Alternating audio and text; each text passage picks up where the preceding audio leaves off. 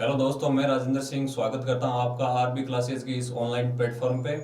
और आज हम पढ़ने वाले हैं क्लास 8 की इंग्लिश की हनी ड्यू बुक का पहला चैप्टर है the best Christmas present in the world. Christmas का विश्व का सबसे बेहतरीन तोहफा। तो शुरू करने से पहले हमें कुछ बेसिक एक हिस्ट्री का टॉपिक है बीच में, वो हम पढ़ेंगे थोड़ा सा। Before you read, there are some dates or periods of time in the history of the world that are so significant that everyone knows and remembers them.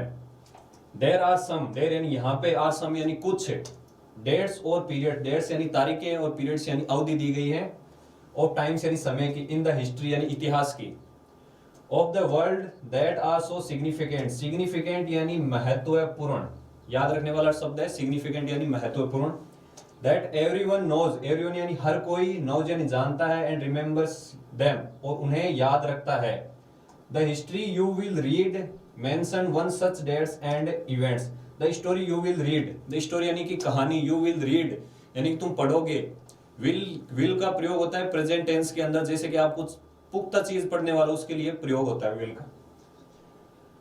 Mentions यानी दी गई है, one such dates and events यानी जो आगे आप कहानी पढ़ोगे उसकी जो तारीख है वो इन्हीं तारीखों में से एक का उस कहानी के साथ इसका संबंध है, जिसके बारे में आप आगे पढ़ने वाले हो।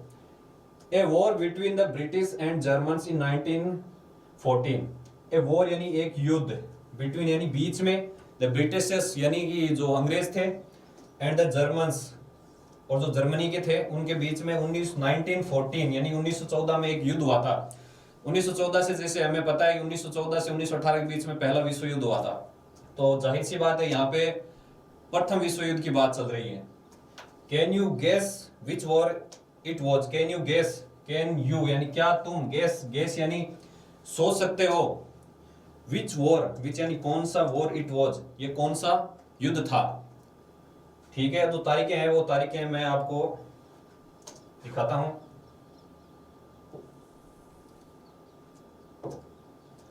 पहली डेट है, डू यू नो, क्या तुम जानते हो, विच इवेंट्स, विच यानी कौन सी इवेंट्स यानी घटनाएं, द डेट्स यानी जो तारीखें हैं, बिलोंग्स यानी संबंध, बिलो रिफर्स टू यानी ये जो नीचे तारीखें दी गई है वो किससे संबंध रखती है। पहली डेट है 4 जुलाई 1776। ये वर्ल्ड्स मोस्ट इंपोर्टेंट डेट है। जो आज सबसे बड़ी विश्व शक्ति है अमेरिका, उसको आजादी आज के दिन 1776 यानी कि 1776 में अमेरिका को आजादी मिली थी। अमेरिका को आजादी मिली थी ग्रेट ब्रिटेन से। फिर आगे की डेट है 17 दिसंबर 1903। 1903 के दिन जो हवाई जहाज, प्लेन चलते हैं, उनका आविष्कार किया था राइट ब्रदर्स यानी कि राइट बंधुओं ने। उन्होंने पहली उड़ान अपनी जो 120 मीटर पे भरी थी वो आज 17 दिसंबर 1903 यानी 1903 को पहली उड़ान उन्होंने भरी थी। आगे डेट है 6 अगस्त 1945।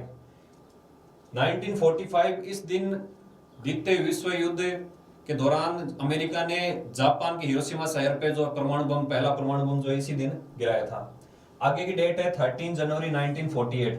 ये हमारे भारत से संबंध रखती है क्योंकि इसी दिन महात्मा गांधी की हत्या कर दी गई थी।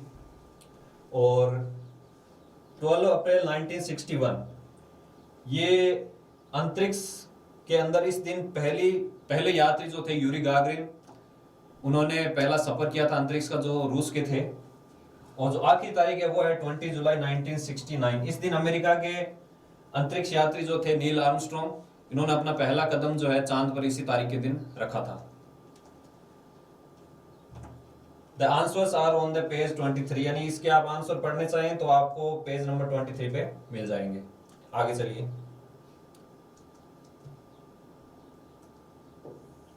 अब हम पार्ट शुरू करते हैं। तो पार्ट शुरू करने से पहले मैं इसका ब्रीफिंग दे देता हूं कि पार्ट जो है वो एक लड़का है, वो एंटिक शॉप पे जाता है, जो पुराने सामान की दुकान है, वहां से कुछ एक टूटी फूटी मेज खरीदता है। तो उस मेज के अंदर उसे कुछ ऐसी चीज मिलती है जो पुरानी टाइम की चीज है, 1914 प्रथम विश्व युद्ध के समय की वो चीज है, इसलिए उसके बारे में पूरा पाठ है। तो चलो पढ़ते हैं।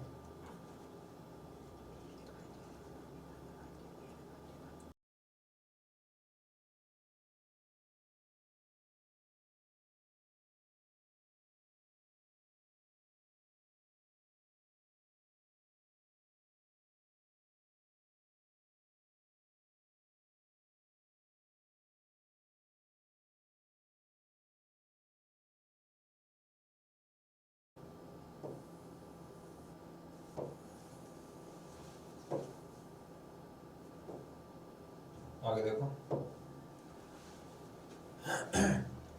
Captain gym McPherson, I replied, and मैंने जवाब दिया। यानी उस जो जर्मन जो था उसने अपना नाम बताया, परिचय दिया, उसके बाद में मैंने अभी जवाब दिया कि कैप्टन जिम मैकफरसन, यानी उसका अपना नाम था Jim McPherson. And a happy Christmas to you too, यानी आपको भी happy Christmas. I am a school teacher from Dorset in the west of England. I am a school teacher, मैं एक स्कूल का अध्यापक हूँ, फ्रॉम डोरसेट, डोरसेट नाम का जो शहर है, in the west of England, यानी इंग्लैंड का जो पश्चिमी भाग है डोरसेट, वहाँ पे मैं इंग्लिश का टीचर हूँ। इसने परिचय दिया, जैसा कि जो जर्मन था उसने पहला परिचय अपना दिया कि वो सेलो बजाता था ऑर्केस्ट्रो में, और वो आज अब एक जर्मन ऑफिसर था। जैसे ही जिम मैकफरसन जो है अंग्रेज अधिकारी, उसने भी अपना परिचय दिया कि वो एक स्कूल टीचर था डोरसेट वेस्ट इंग्लैंड के अंदर। डोरसेट, ही स्माइल्ड, यानी वो हंसा कि Dorset, I know this palace, I know मैं जानता हूँ, दिस पैलेस यानी इस जगह को मैं जानता हूँ, I know it very well, और मैं इसे बहुत ही अच्छी तरह से जानता हूँ। We shared my rum ration and his excellent sausage, we shared यानी हमने बांटी, माई रम राशन यानी जो मेरी जो शराब थी रम जिसको बोलते हैं, वो अपने हमने आपस में बांटी।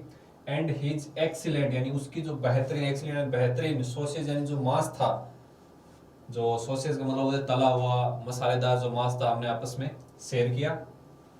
And we talked, Connie, how we talked, and we talked यानी हमने बातें की, कोनी, हाउ वी टॉक्ड, और हमने कैसे बातें की। जो ये कोनी जो है अपनी उसकी पत्नी, उसको ये बता रहा है कि कोनी हमने जो है आपस में बातें भी की, और कैसे बातें की वो देखो आगे बताएगा। ही स्पोक यानी उसने कहा, या स्पोक यानी उसने मतलब जो बोल रहा था, स्पोक यानी बोला, ऑलमोस्ट यानी लगभग, परफेक्ट इंग्लिश यानी वो एकदम अच्छी इंग्लिश बोल रहा था, जैसे कि कोई एकदम खुद प्योर अंग्रेज आदमी हो, ऐसी वो इंग्लिश बोल रहा था, हालांकि वो था German. But it turned out he had never set foot in Dorset, never even been to England, but it, परंतु, इट टर्न्ड आउट यानी जब ये पता चला, दैट यानी कि ही हैड नेवर यानी कभी नहीं, सेट फुट यानी पैर रखा, इन डोरसेट यानी फिर बाद में पता चला कि इसने डोरसेट के अंदर कभी भी कदम तक नहीं रखा है। Never even been to England, never यानी कभी नहीं, इवन यानी हालांकि कभी भी वो इंग्लैंड में भी नहीं गया है। यानी कि जब उसको मैंने बताया कि मैं एक टीचर हूं और मैं वेस्ट इंग्लैंड के डोरसेट में पढ़ाता हूं, तो उसने कहा कि डोरसेट, मैं जानता हूं डोरसेट को। लेकिन जो फिर बट इट टर्न्ड आउट यानी बाद में जब पता चला कि है he never set a foot in Dorset और never even been to England, यानी कभी उसने अपना पैर तक नहीं रखा डोरसेट में, और इंग्लैंड भी कभी नहीं आया। He had learned all he knew of England from schools and from reading books in English. He had learned यानी उसने सीखा, learn यानी सीखना और learn यानी सीखा, all he knew जैसा कि वो जानता था of England के बारे में, उसने सब कुछ सीखा था, from school यानी स्कूल से सीखा था, and और from reading books in English, और जो इंग्लिश जो थी वो उसने किताबों से सीखी थी, और इंग्लैंड के बारे में जो उसने जो सीखा था वो उसने स्कूल में सीखा था कि इंग्लैंड कैसा है उसके बारे में सब कुछ। His favorite writer was Thomas Hardy. His favorite book, Far from the Madding Crowd. His favorite writer, favorite his यानी उसका favorite यानी पसंदीदा, writer यानी लेखक, was Thomas Hardy. यानी थॉमस हार्डी नाम का वो अंग्रेज लेखक था, वो उसका जो पसंदीदा लेखक था। और हिज फेवरेट बुक, फेवरेट यानी पसंदीदा बुक, और उसकी जो पसंदीदा बुक थी वो थी far from the madding crowd. ये उसकी जो पसंदीदा बुक थी far from the madding crowd, और उसका पसंदीदा जो कवि था वो था Thomas Hardy.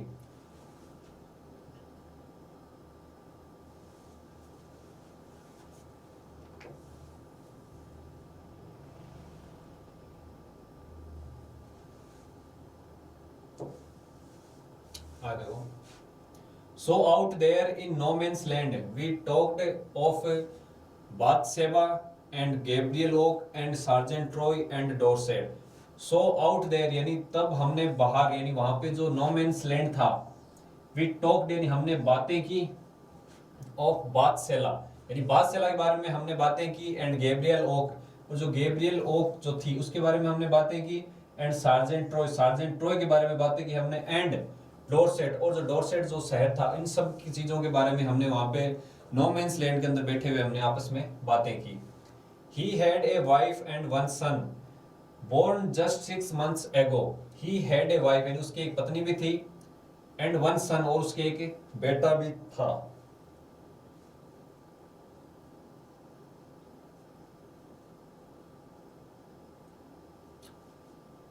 Born just 6 months एगो, बोर्न यानी पैदा हुआ था, जस्ट यानी केवल 6 months एगो, यानी केवल 6 महीने पहले ही उसके एक बेटा पैदा हुआ था और एक पत्नी भी थी। As I looked about me, there were huddles of khaki and grey everywhere, all over no man's land, smoking, laughing, talking, drinking, eating. यानी as I looked about, यानी जैसा कि मैंने देखा,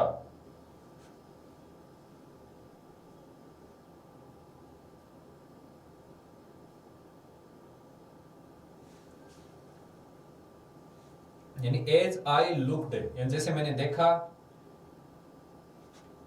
अबाउट मी, यानी जब जैसे ही मैंने अपने पास में मेरे चारों तरफ देखा, देर वर हडल्स, हडल्स यानी झुंड थे, ऑफ खाकी यानी खाकी ड्रेस के, एंड ग्रे, और जो ग्रे यानी जो जर्मन सिपाही थे उनके जो स्लेटी रंग की ड्रेस थी, उनके जो झुंड थे चारों तरफ, मेरे चारों तरफ, एवरीवेयर यानी हर जगह, ऑल ओवर यानी हर जगह, नो मैंस लैंड यानी जो नो मैंस लैंड नाम की जो जगह थी उस पे हर जगह खाकी और स्लेटी रंग के कपड़ों के जो झुंड नजर आ रहे थे।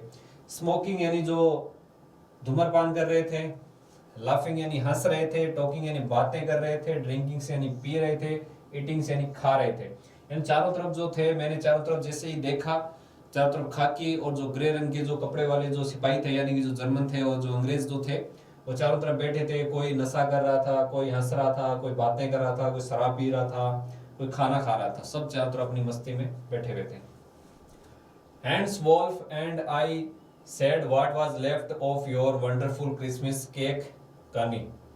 Henceforth, ये जो जर्मन जो अधिकारी था, henceforth and I और मैं, said यानी हमने आपस में बांटा, what was left यानी जो बचा हुआ था, of your wonderful यानी आप तुम्हारा बहुत ही प्रिय क्रिसमस केक, जो तुमने क्रिसमस का जो केक भेजा था, उसको हमने जो बचा हुआ केक था हमने आपस में बांटा।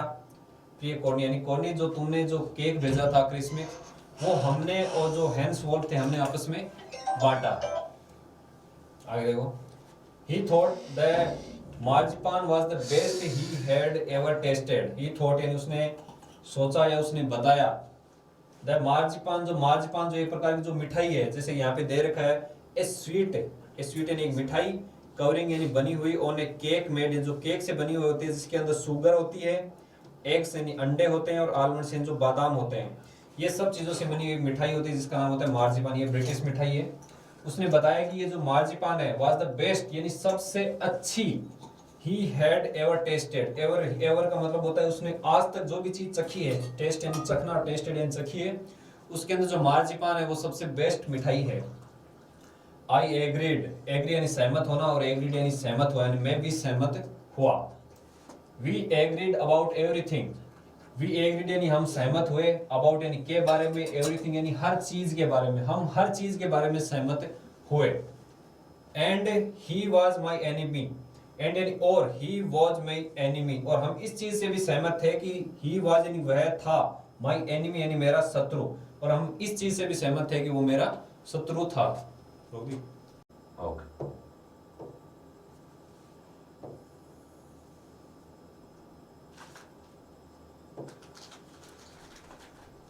आगे वो जो ऑथर है इस पार्ट का, वो कह रहा है कि हम जो जर्मन जो सैनिक था उसके साथ में हमने सब चीज पे एग्री किया कि हम दुश्मन भी थे, इस चीज पर भी उन्होंने जो है एग्री किया, यानी वो जो सहमत है। आगे देखो, there never was a Christmas party like it Connie, there never यानी कभी नहीं, वाज एन थी, a Christmas party like it इस तरह की क्रिसमस पार्टी आज तक नहीं हुई है। कोनी यानी उसके अपनी पत्नी को कह रहा है। आगे देखो, then someone I don't know who brought out a football, then someone यानी तभी, समवन यानी किसी ने, आई डोंट नो यानी मैं नहीं जानता, वो यानी कौन, ब्रॉट आउट यानी ले आया, ए फुटबॉल यानी एक फुटबॉल, यानी तभी किसी ने, यानी मैं नहीं जानता, किसने, यानी आई डोंट नो यानी मैं नहीं जानता, वो यानी किसने, यानी मैं नहीं जानता किसने, लेकिन कोई भी एक आदमी था वो फुटबॉल बीच में लेके आ गया। Bread code were dumped in piles, to make goal post, and the next thing we know it was Tommy against Fritz out in the middle of no man's land.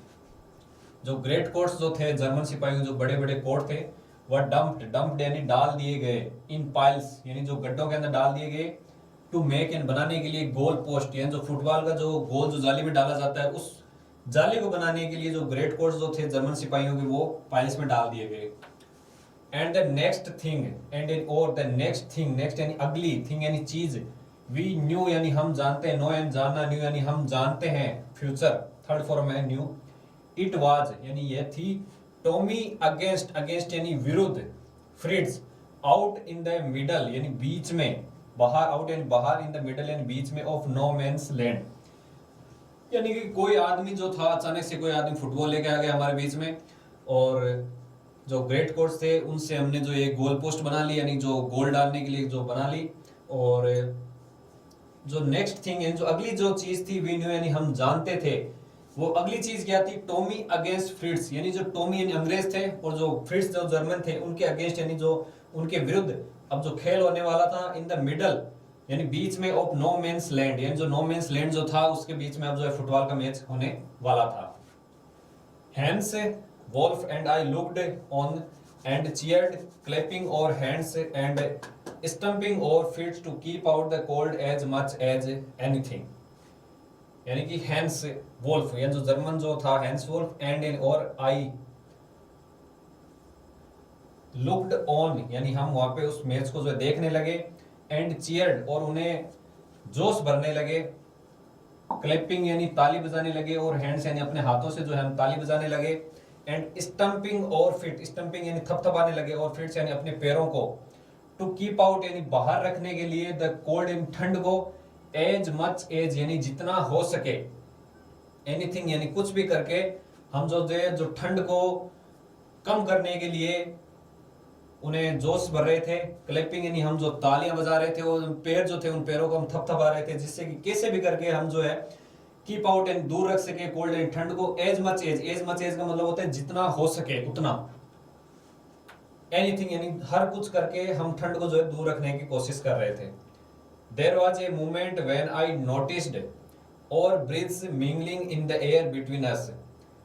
There was a moment यानी एक क्षण ऐसा आया, moment यानी क्षण या एक मौका ऐसा आया, when यानी जब, I noticed यानी मैंने ध्यान दिया, notice यानी ध्यान देना, और noticed यानी मैंने ध्यान दिया, और breaths यानी हमारी जो सांसें हैं, mingling यानी जो आपस में मिल रही थी, in the air यानी जो हवा में थी, between us यानी हमारे बीच में, जो मैंने नोटिस किया, किसी क्षण मैंने नोटिस किया कि जो हमारी जो सांसें जो निकली थी, यानी जो ठंड के अंदर जो सांसों से जो धुआं निकलता है, वो हवा में जाके आपस में मिल रहा था. ये मैंने चीज नोटिस की. He saw it too and smiled. He saw it too यानी उसने भी इसे देखा. टू का मतलब होता है उसने, कोई भी चीज ऐसे करते हैं कि हमने भी की, तो उस भी के लिए टू का प्रयोग होता है. He saw, see देखना, saw यानी देखा, इट यानी इसे, टू एंड स्माइल्ड यानी और वो मुस्कुराया, उसने भी इसे देखा और मुस्कुराया. जिम मैकफरसन यानी उसने उसे संबोधित किया. He said after a while, he said यानी उसने कहा, आफ्टर यानी बाद में, ए वाइल यानी मतलब होता है क्षण, यानी कुछ देर बाद में उसने कहा, जिम मैकफरसन. आगे देखो उसने क्या कहा,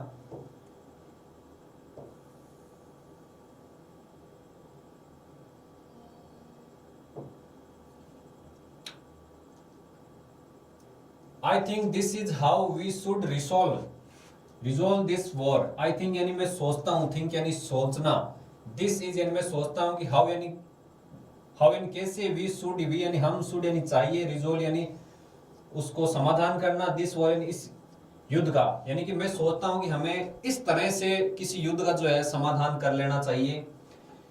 ए फुटबॉल मैच यानी एक फुटबॉल मैच से, यानी हम, उसने कहा कि मैं सोचता हूं कि हमें एक फुटबॉल मैच से, इस जो युद्ध चल रहा है, जो फर्स्ट वर्ल्ड वॉर जो चल रहा है जर्मनी के बीच में और ब्रिटेन के बीच में, वो जो जर्मन जो अधिकारी है वो कह रहा है हमें इस प्रकार से जो एक मैच करके इस युद्ध का जो है समाधान कर लेना चाहिए.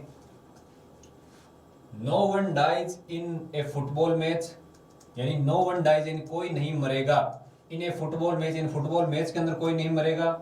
No children are orphaned, no children, no नहीं चिल्ड्रन यानी बच्चे, आर ऑर्फेंड ऑर्फन यानी होता है अनाथ, और ऑर्फन यानी अनाथ होना, यानी कोई भी बच्चा जो है अनाथ नहीं होगा। No wives become widows, no wives यानी कोई भी पत्नियां, वाइफ का मतलब होता है पत्नी, और जिसका हम प्लूरल बनाए तो इसका हो जाता है वाइव्स यानी पत्नियां। बिकम यानी बनेगी, विडो, विडोज का मतलब होता है विधवा, यानी कि जब अगर फुटबॉल युद्ध की जगह हम फुटबॉल मैच करवा दें किसी मुद्दे पे जब टकराव हो, तो जिसमें जो जीतेगा उसकी बात मान ली जाए, तो इस नजरिए से देखें तो कोई भी बच्चा जो है वो अनाथ नहीं होगा और कोई भी जो पत्नी है वो विधवा नहीं होगी।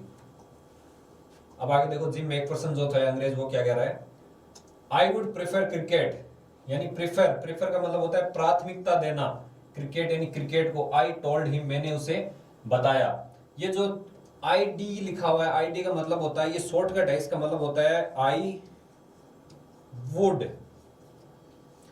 वुड का शॉर्टकट होता है आई डी, यानी आई वुड प्रेफर यानी मैं प्राथमिकता दूंगा क्रिकेट, यानी क्रिकेट को मैं प्राथमिकता दूंगा। ये कौन कह रहा है, अंग्रेज। क्यों, हम सबको पता है कि ब्रिटेन जो है वो क्रिकेट में सबसे आगे था। भारत जो है सबसे पहले भारत भी अंग्रेजों से सीखा क्रिकेट, क्योंकि वो यहाँ पे आए और उन्होंने जो क्रिकेट जो है यहाँ पे वो छोड़ के गए, इसलिए वो क्रिकेट में हमेशा से आगे रहे। तो इस अंग्रेज ने कहा कि मैं क्रिकेट को चुनूंगा। Then we Tommies could be sure of winning probably, then यानी तब, वी टॉमीज यानी हम अंग्रेज, यहाँ पे टॉमीज शब्द का प्रयोग हुआ है अंग्रेज के लिए। कुड बी श्योर का मतलब होता है कि निश्चित हो सकते हैं, ऑफ विनिंग यानी जीत के, प्रोबेबली यानी निश्चित रूप से, यानी कि अगर हमें मौका मिलेगा खेल चुनने का अंग्रेजों को, तो हम क्रिकेट चुनेंगे, जिससे जो है हम अपनी जीत सुनिश्चित कर सकते हैं। क्योंकि जर्मनी जो है आज भी फुटबॉल के अंदर बेहतरीन माना जाता है, और जो ब्रिटेन जो है वो क्रिकेट के अंदर बेहतरीन माना जाता है। We laughed at that and together we watched the game. We laughed यानी हम, laugh यानी हंसना और laughed यानी हंसे। laugh यानी हंसना और ed लगते ही सेकंड फॉर्म बन गई पास्ट टेंस के अंदर, laughed यानी हंसे। at that हम यानी इस चीज पर हम हंसे, and और together मतलब होता है साथ। we watched, watch यानी देखना और watched यानी देखने लगे या देखा। the game यानी उस खेल को हमने देखा। sad to say यानी कहते हुए बुरा लग रहा है। आगे देखो क्या बुरा लग रहा है इसे, ये देखो तस्वीर है, इसके अंदर जो अब जर्मन सिपाही और इंग्लैंड के सिपाहियों की क्या पहचान है, ये देखो। ये जो जर्मन सिपाही हैं, इनके ये जो कंधे पे जो निशान दिख रहा है इस प्रकार से, ये जो स्वास्तिक निशान जो है, अपने हम हिंदू धर्म में मानते हैं इसे स्वास्तिक निशान बोलते हैं। ये जो जर्मन जो थे इनको नाजी बोलते हैं, ये इनका निशान था। इस प्रकार से ये कौन है, ये जो है फ्रिट्स है, और ये कौन है, टॉमी, ये अंग्रेज है। और ये इनकी ट्रेंचेज है चारों तरफ, ये नो मैंस लैंड का हिस्सा है। यहाँ पे ये क्या खेल रहे हैं, फुटबॉल खेल रहे हैं। आगे देखो, अब उसने कहा कि सेड टू सेन कहते हुए कुछ बुरा लग रहा है, क्या बुरा लग रहा है देखो उसको, यानी वो कोनी से अपनी पत्नी से कह रहा है कि मुझे कहते हुए बुरा लग रहा है। कोनी, फ्रिट्स वॉन, तो जर्मन जो है वो जीत गए।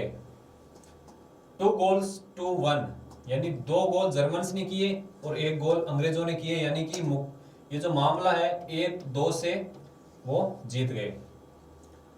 But as Hans Wolf generously said, but यानी परंतु, जैसा एज यानी जैसा कि, हैंसवॉल्फ यानी उस जर्मन ने, जेनरसली का मतलब होता है उदारता पूर्वक, सेड यानी कहा, our goal was wider than theirs.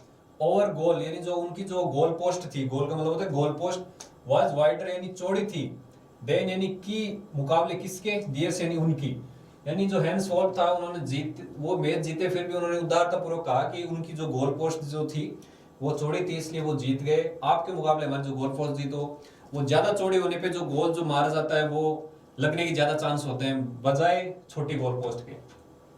So it was quite fair, so it wasn't quite fair, wasn't आ गए वापस, देखो शॉर्टकट आ गई, मतलब was not, wasn't quite fair, यानी ये बिल्कुल भी ये सही नहीं था। यानी कि जर्मन्स जो थे उनकी गोल पोस्ट जो है चौड़ी थी, और जो अंग्रेज जो थे उनकी गोल पोस्ट जो है संकरी थी, इसलिए जो ये बिल्कुल भी सही नहीं था।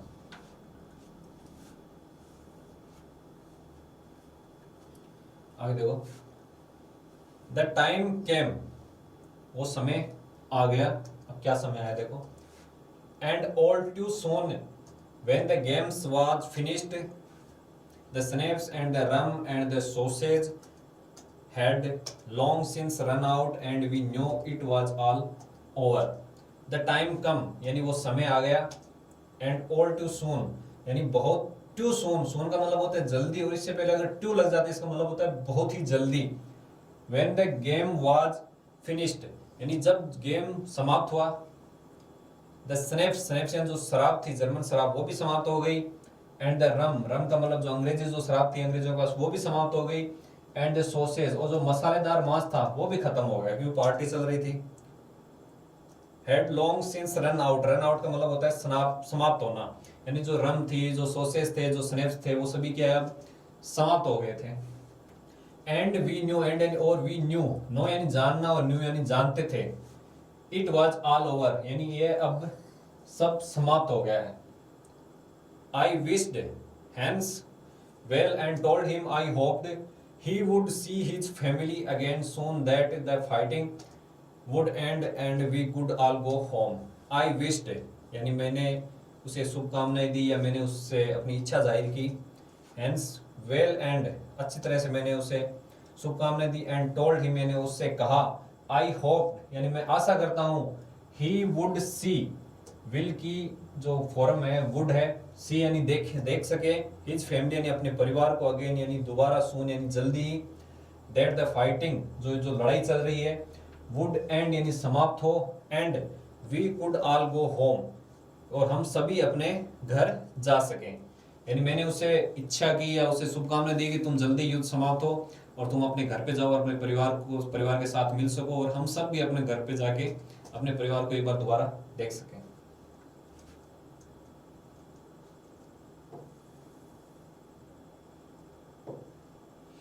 आगे देखो, I think that is what every soldier wants on both sides, Hans Wolf said. I think यानी मैं सोचता हूँ, that is what यानी कि यह जो है, every soldier यानी हर सिपाही, wants यानी चाहता है, यानी कि मैं ये सोचता हूँ कि ये जो चीज़ तुमने मुझे कही है कि जल्दी युद्ध समाप्त हो और हम सभी घर जाएं, ये हर सिपाही ये सोचता है। On both है, both का मतलब होता है दोनों साइड से, दोनों तरफ के। Hans Wolf said, Hans Wolf ने कहा, सेड यानी कहा, यानी हैंस वोल्फ ने कहा कि ये जो तुम मुझे कह रहे हो ये मैं सोचता हूँ कि हम जो है दोनों तरफ के सिपाही यही चाहते हैं। टेक केयर का मतलब होता है ख्याल रखना। जिम मैकफरसन तुम अब भी अपना ख्याल रखना। I shall never forget this moment nor you. I shall never forget यानी आई शैल नेवर का मतलब होता है कभी नहीं, फॉरगेट यानी भूलूंगा, दिस मोमेंट यानी ये जो क्षण है उसको मैं कभी नहीं भूलूंगा, नॉर यू और ना ही तुम इस चीज को भूलोगे। He saluted and walked away from me slowly unwillingly I felt. He saluted का मतलब होता है उसने मुझे सलाम किया, एंड वॉकड अवे यानी दूर जाना, वॉकड अवे यानी दूर जाना, फ्रॉम मी यानी मुझसे, स्लोली यानी धीरे धीरे, अनविलिंगली का मतलब होता है विल का मतलब होता है कोई चीज की इच्छा होना, और अनविलिंग का मतलब होता है बिना इच्छा के वो मुझसे दूर जाना उसने शुरू कर दिया। आई फेल्ट यानी मुझे महसूस हुआ कि वो मुझसे बिना मन के दूर जा रहा है। He turned to wave just once and then become one of the hundreds of grey-coated men drifting back towards their trenches. He turned to wave. He turned यानी वह मुड़ा, to wave यानी हिलाने के लिए, यानी उसने अपना हाथ हिलाया पीछे मुड़ के, just once यानी केवल एक बार, and then और then यानी फिर, become यानी हो गया या शामिल हो गया, one of the hundreds of grey-coated men यानी जो हंड्रेड्स ऑफ यानी सैकड़ों ग्रे कोटेड या जो स्लेटी रंग के जो कोट वाले जो जर्मन सिपाही जो थे, सैकड़ों जर्मन सिपाही जो वापस अपने जो ट्रेंचेज में जा रहे थे उनके अंदर वो शामिल हो गया। मैन ड्रिफ्टिंग बैक टुवर्ड्स दियर ट्रेंचेज, मैन ड्रिफ्टिंग यानी जो वापस जा रहे थे, बैक टुवर्ड यानी की तरफ, दियर ट्रेंचेज यानी जो अपनी खाई की तरफ जो वापस जा रहे थे उसके अंदर वो वापस शामिल हो गया।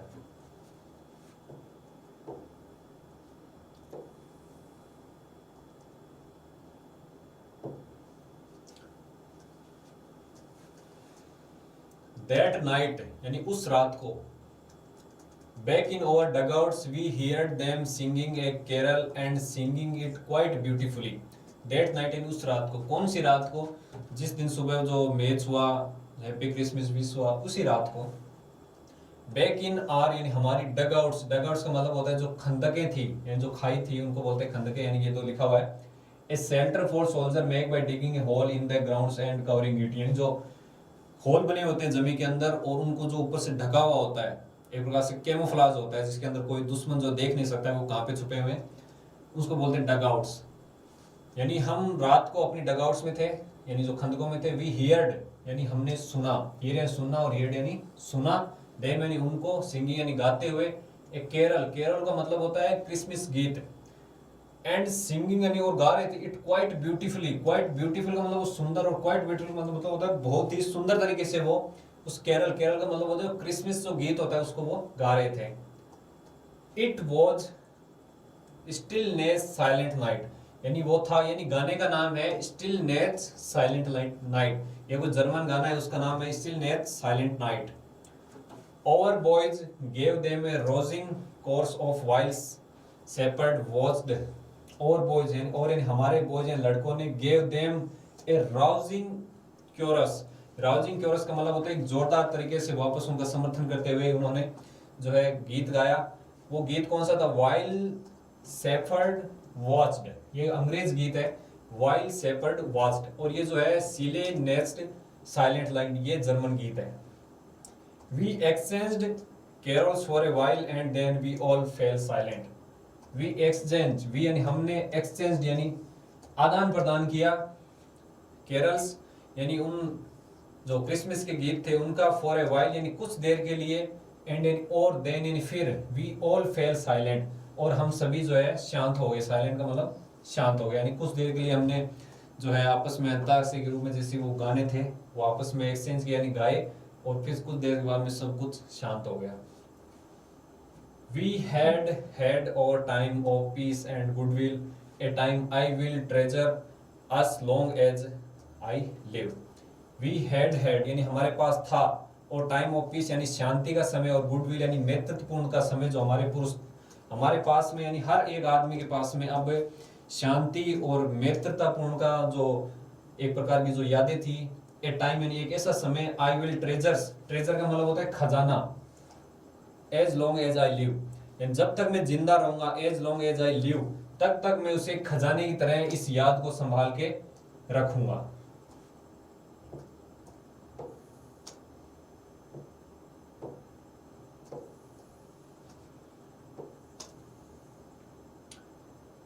अब जो पाठ का आखिरी पैराग्राफ है, डियरेस्ट कॉनी यानी अपनी पत्नी को वापस बोला, डियरेस्ट कॉनी एंड प्रिय Connie, my Christmas time next year this war will be nothing but a distant and terrible memory, यानी कि dearest Connie, by Christmas time next year यानी अगली क्रिसमस को, दिस वॉर यानी यह युद्ध, वार यानी युद्ध, विल बी नथिंग यानी कुछ नहीं होगा, बट ए डिस्टेंट यानी केवल, ए डिस्टेंट, डिस्टेंट यानी एक दूर की, एंड टेरिबल मेमोरी, टेरिबल का मतलब होता है डरावनी, मेमोरी यानी एक याद होगी, यानी जो अगला क्रिसमस आएगा देर को नहीं, तब तक ये जो युद्ध है वो सिर्फ उसकी एक दूर की यादें और एक दूर की और बुरी याद के रूप में बचेगा। युद्ध खत्म हो जाएगा लेकिन फिर इसकी जो यादें हैं, बुरी यादें, वो ही बचेंगी। I know from all that happen today how much both armies long for peace, we shall be together again soon, I am sure of it, your loving Jim, यानी कि आई नो यानी मैं जानता हूँ, फ्रॉम ऑल दैट हैपेंड यानी जो भी को आज कुछ हुआ है, हैपेंड का मतलब होता है घटित होना, टुडे यानी आज, हाउ मच बोथ आर्मीज यानी जो सिपाही हैं सेना के, लॉन्ग फॉर पीस यानी आज जो भी घटित हुआ है, पीस यानी शांति के लिए, उससे एक बात मुझे सिद्ध होती है कि जो दोनों तरफ के जो सिपाही हैं वो सब शांति चाहते हैं। वी सेल बी टुगेदर, ये जो सेल और विल जो है, सेल का प्रयोग होता है आई और वी के साथ में जो है सेल का प्रयोग होता है, बाकी सबके साथ में विल का प्रयोग होता है। किसी दृढ़ इच्छा या जो निश्चय होता है उसको बताने के लिए विल और सेल का प्रयोग होता है। प्रेजेंट टेंस में प्रयोग होता है ज्यादातर। We shall be together, together का मतलब होता है साथ होंगे, यानी हम साथ होंगे, अगेन सून, अगेन दोबारा सून यानी जल्दी ही, यानी हम सब जल्दी ही वापस साथ होंगे। आई एम श्योर, श्योर यानी निश्चित रूप से, यानी निश्चित रूप से हम जो हैं फिर कभी साथ होंगे। Your loving Jim. यानी ये जो पत्र है ये यहीं पे समाप्त होता है। और जो इसके जो 4 क्वेश्चन है वो देखो आप।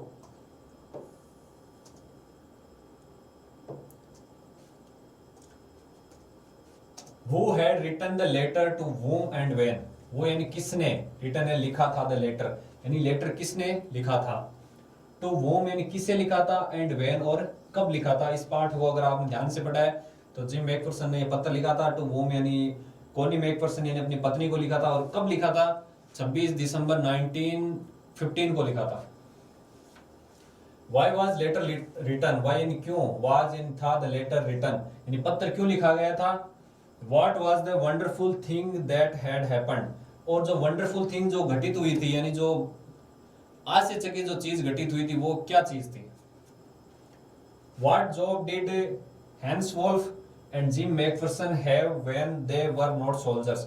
यानी कि जो हैंस वोल्फ है और जो जिम मैकफरसन है वो क्या काम करते थे अगर युद्ध शुरू होने से पहले। तो हम हैंस वोल्फ जो था वो सेलो बजाता था ऑर्केस्ट्रा में, और जो जिम मैकफरसन था वो टीचर था। और had Hans Wolf even been to Dorset? क्या हैंस वोल्फ कभी डोरसेट में आया था? नहीं आया था। व्हाई डिड ही से ही न्यू इट? और उसने ऐसा क्यों कहा कि वो ये जानता है। और जो आखिरी सवाल है, do you think gym McPherson come back from the war? और क्या आपको लगता है कि ये जो जिम मैकफरसन है वो युद्ध से कभी वापस लौट पाया। How do you know this? और आपको ऐसा क्यों लगता है। ये इस पार्ट का आखिरी जो भाग है, तीसरा पन्ना, वो हम आगे के भाग में पूरा करेंगे। तब तक के लिए मिलते हैं फिर।